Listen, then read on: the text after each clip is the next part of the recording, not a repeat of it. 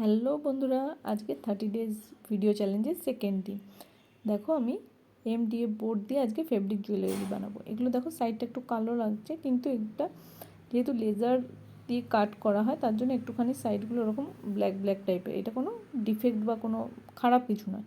আর এই বোর্ডগুলো না একটুখানি মানে আমরা যে নর্মাল পিচ বোর্ড বা কার্ডবোর্ড দিয়ে ফেব্রিক জুয়েলারি বানাই তার থেকে এগুলো একটু মানে একটু স্ট্রং, একটু টেকসই হয় ইয়াররিংসগুলো। যার জন্য এখন আমি প্রত্যেকটা ইয়াররিংসই মানে ফেব্রিকের চেষ্টা করি এমডিএফ বোর্ড দিয়েই বানানোর।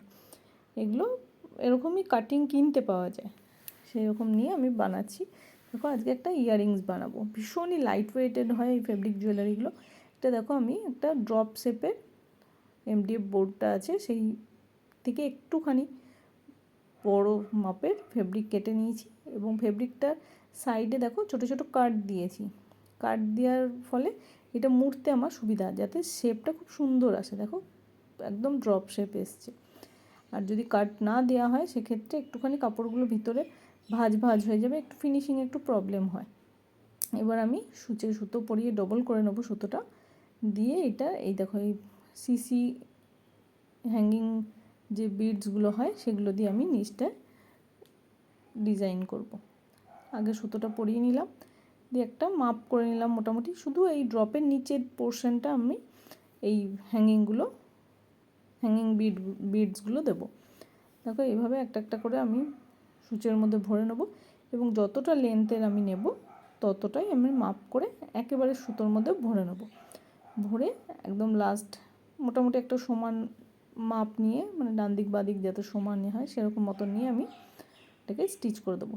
এটা হয়তো তোমরা দেখতে পাচ্ছ একটুখানি লুজ আছে, একটু লুজ রাখতেও পারো বা একদম টানটানও করতে পারো। আমি লুজ রেখেছি কারণ এটার মাঝে মাঝে দেখো আমি সুতো দিয়ে ওগুলোকে আটকে দিচ্ছি। জাস্ট যে সুতোর লাইনটা রয়েছে সেটাকে আমি বিডসের এমডিএফ বোর্ডের ওখানে ফেব্রিকটার সঙ্গে স্টিচ করে দিচ্ছি এই ঘুঙরুগুলোর লাইনটাকে।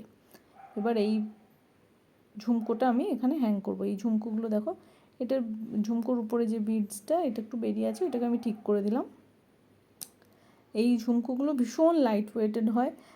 আই থিঙ্ক, আমি ঠিক এক্স্যাক্টলি বলতে পারবো না, তবে আমার মনে হয় টিন জাতীয় কোনো জিনিস, একদম ভীষণ পাতলা এবং ভীষণ লাইট ওয়েটেড ঝুমকোগুলো, যার ফলে কানেরটা ভীষণ হালকা হবে এবং পরলেও কোনো রকম কোনো প্রবলেম হবে না। যারা একটু বড় সাইজের কানের পরতে ভালোবাসো কিন্তু কানের লতি যেমন আমার আছে, কানের লতিটা একটু পাতলা, যার জন্য খুব বড় বা ভারী ইয়াররিংস আমি পরতে পারি না, তার জন্য আমি এই ধরনের ইয়াররিংসগুলো খুব প্রেফার করি। তোমরা পরতে পারো, ভীষণ হালকা, মানে মনেই হবে না যে কানে কিছু পরে আছো, এত সুন্দর এগুলো ফিনিশিংগুলো।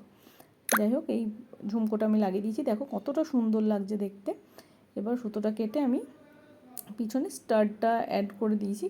এবার এক্ষেত্রে না সবথেকে বেস্ট হয় যদি স্টাডটা আগে লাগিয়ে নিয়ে একটুখানি মোটামুটি একবেলা বা ঘন্টাখানিকও রেখে দিলে যদি স্টাডটা শুকিয়ে যায় তারপরে পিছনে ব্যাক সাইডের এই কাপড়টা লাগালে সুবিধা হয়।